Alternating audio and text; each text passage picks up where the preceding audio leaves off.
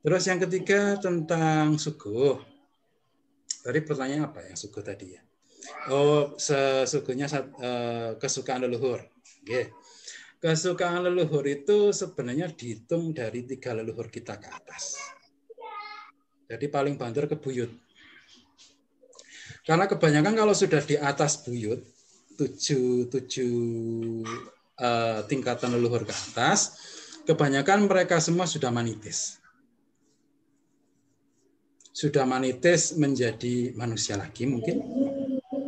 Atau mungkin malah manitis ke alam yang lebih bagus lagi, ke alam yang lebih tinggi lagi. Kalau orang-orang Hindu Buddha bilang alamnya para dewa.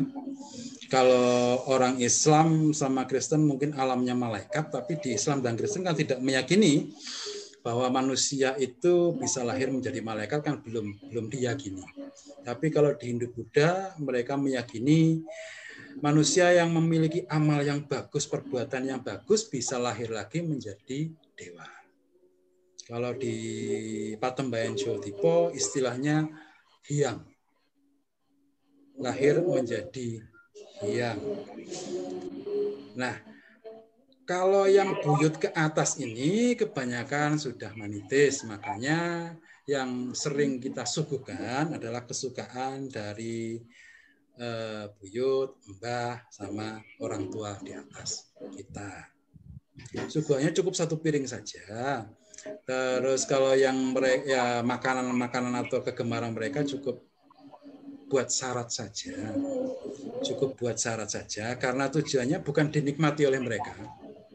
Mereka itu tidak bisa menikmati makanan duniawi karena perangkat untuk menikmati juga sudah tidak ada. Mulut sudah tidak ada, lidah sudah tidak ada, gigi juga sudah tidak ada. Terus perut pun juga tidak punya, tapi keinginan untuk menikmati makanan semacam itu masih ada. Nah, makanya ketika kita suguhkan makanan-makanan duniawi, kesukaan mereka seperti itu, ini sama saja menarik mereka agar cepat lahir lagi. Karena kalau tidak cepat lahir lagi, itu malah merugikan perjalanan mereka sendiri.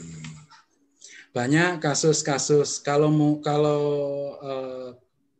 kebanyakan umumnya kematian-kematian yang wajar itu mereka gampang untuk manitis lagi.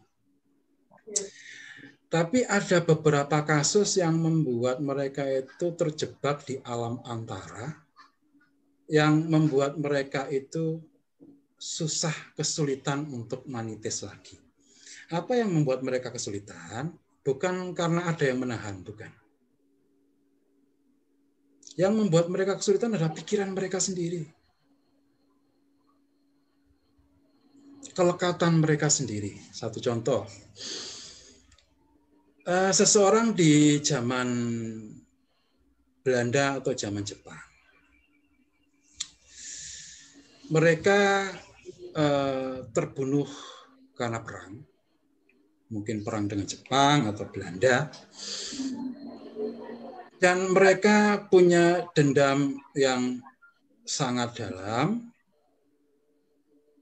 Akhirnya mereka susah untuk move on, meninggalkan dendam itu.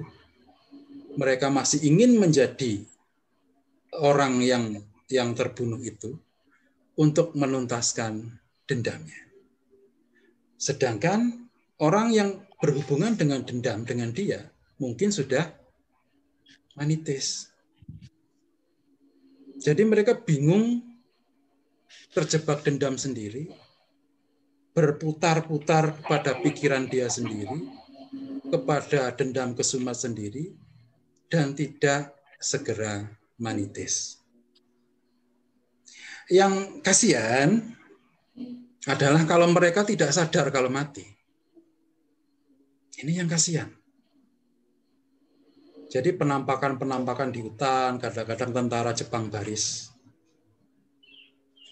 Atau penampakan di rumah-rumah tua, wanita Belanda sedang menangis. Jangan-jangan mereka ini tidak sadar kalau sudah mati.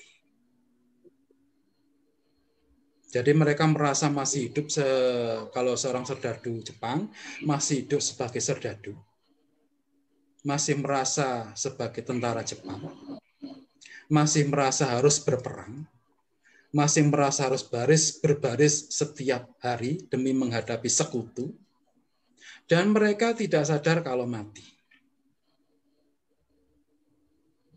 Ini yang kasihan.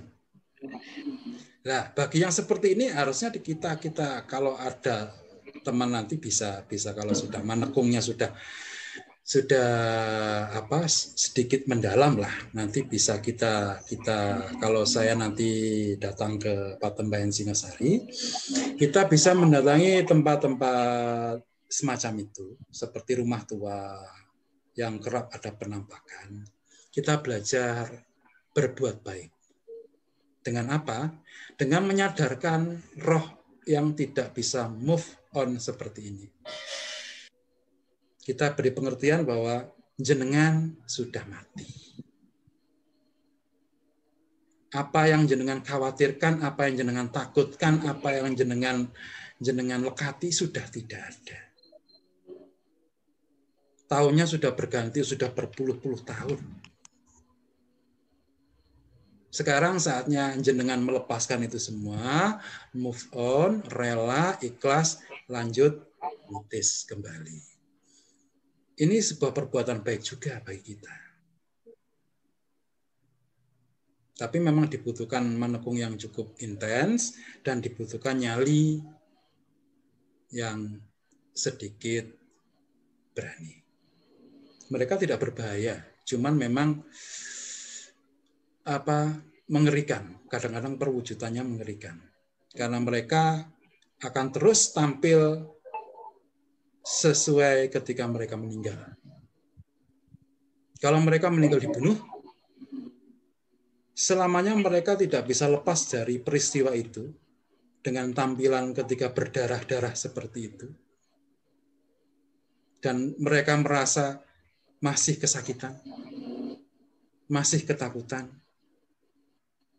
masih tercekam teror oleh sang pembunuh, sehingga mereka menangis. Padahal kejadian itu sudah berlalu sekian lama. Nah, ini nanti menjadi tugas seluruh santri untuk berbuat baik, menolong roh-roh semacam ini, memberikan pengertian kepada mereka dengan kedalaman manekung, kita kirimkan afirmasi energi positif, energi welas asih. Dan biasanya mereka akan merespon, biasanya datang secara langsung, kalau Anda tatak, atau lewat mimpi. Kalau lewat mimpi, nanti diaturkan secara baik, bahwa jenengan sudah waktunya manitis. Apa yang jenengan khawatirkan, apa yang jenengan takutkan, situasi yang jenengan alami sudah tidak ada. Banyak sebenarnya roh-roh seperti ini. Yang seperti ini juga patut dikasih suguhan. Untuk apa? Untuk mereka biar terpikir ketika mendapatkan makanan yang ada di hadapan dan mereka tidak bisa menikmati karena tidak ada perangkat fisik. Gigi tidak punya, lidah tidak punya, mulut tidak punya, perut pun tidak punya. Akhirnya mereka lama-kelamaan juga sadar benar, kalau yang tidak sadar meninggal, ya, sadar benar bahwa apa yang terjadi dengan aku. Nah, butuh disadarkan, jenengan sudah mati. Kalau ingin menikmati makanan-makanan duniawi seperti ini, monggo, silakan manitis ke dalam bentuk tubuh manusia yang baru. Jadi suguhan untuk leluhur itu terbatas kepada buyut kita. Karena biasanya di atas buyut kita semuanya sudah manitis, kecuali kasus-kasus tertentu. Kasus-kasus tertentu seperti yang saya ceritakan barusan. Kadang-kadang memang bisa bertahan sampai ratusan tahun.